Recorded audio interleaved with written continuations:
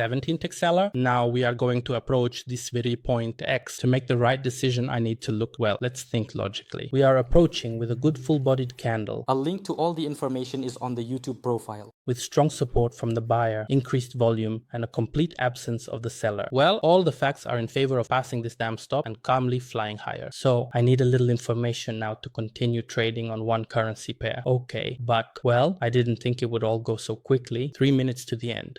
Now I would like to observe. We are updating the maximum. Yes, that's it. We updated the maximum with this movement, took it out. That's it. Now there is a reaction from the seller. So if the seller is strong, we should see their dominance now. 239 ticks. Look, the support from the buyer is becoming less. There were 421 at the very top. Well, that was the previous candle. We held it, by the way, with such support from below. So let's look. We are looking at the buyer's reaction to buybacks. Here we have a seller and there was a removal. If there was a removal, there is a real seller here. We should see this seller now. I see that the seller is making retracement moves and the buyer is closing them back. The buyer is imposing a struggle on the seller. And after the maximum is removed, we should have a strong seller. Do you see what he's doing? So this has now completely bought out the seller. I don't see a seller here. It's illogical. Where are you? I think it's generally correct to consider further entry for continuation of the movement since the seller hasn't appeared. Could he appear higher? He could. You see, the thing is, there's nothing to hold on to here. There's this damn local mirror level that old timers might still use, trading based on technical analysis from the 90s books, but there's a long distance to it. So there's nothing to hold on to here. Therefore, purely theoretically, my movement is now open up to this nearest point, theoretically. And for this movement, we have a good big candle. We have movement overall. What's the catch here? The catch is that a seller might appear just a bit higher since we have a long distance to the next stop. That's the only thing I'm worried about. But look, at the top, there is no longer the buyer's strength that was initially in this candle. Some kind of nonsense is starting to happen. So at this point, we need to think further about the movement upwards. For now, we are near the opening point. Very close. I won't take any actions because during this time, in principle, it might return here. We wait a little bit. There are 5 seconds left until the end and I will be closed at a loss. We are closing on the seller. There was a buyer at the top, no support from below. The area of interest has moved below the middle. This looks like some kind of pullback movement overall. Let's think logically about this situation. We had a good full-bodied candle. We came and took the maximum, and at the end, as the candle was closing, some seller appeared with 14 of his tick volumes. Is that really strength? Look, the whole candle is generally green, but the buyer is also losing strength. It was 240, but we still pulled back. We closed on the seller with 14 ticks from below, and there's no support nearby. The area of interest is very far away. So in the cluster, it's neither a buyer nor a seller. But you could give more credit to the buyer since almost everything here is green. There you go. So to say that the seller is strong, you can't say that from the cluster. To say that the seller is strong based on volumes, no, you can't say that. So well, there hasn't been more of it than in this candle. And by the way, we updated the maximum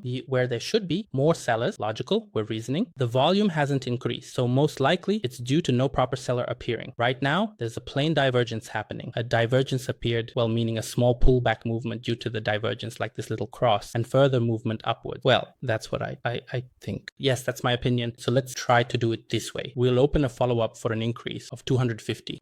650 will be enough. That is, well, in this situation, I have nowhere else to go as I have to read each candle. I see a loss of strength from the buyer, but I also don't see a good seller in this candle. But logically, I understand that we had a removal of this maximum and the seller there should be more of them, but it made such a pullback movement, came here, and is once again being met with green resistance. It didn't reveal itself by volume. It didn't reveal itself by cluster. So I make a decision based on what I have, the facts I see, and my decision in this situation belongs to the buyer. It may be completely incorrect because right now in this cross, look, the seller is already being compared as it was in the previous candle, and only 4 minutes have passed since the candle formed. So already in this cross, the seller is becoming more, or the buyer is becoming weaker. There you go. But again, I still see resistance from the buyer, and that's very good. And I don't see a strong seller. Therefore, again, well, everything here still leans towards the buyer for me. We wait a little, so I'm a bit behind. Here, plus 15 points. And this is how we buy up, continuing our movement upwards. It turns out, after all, the facts were correct.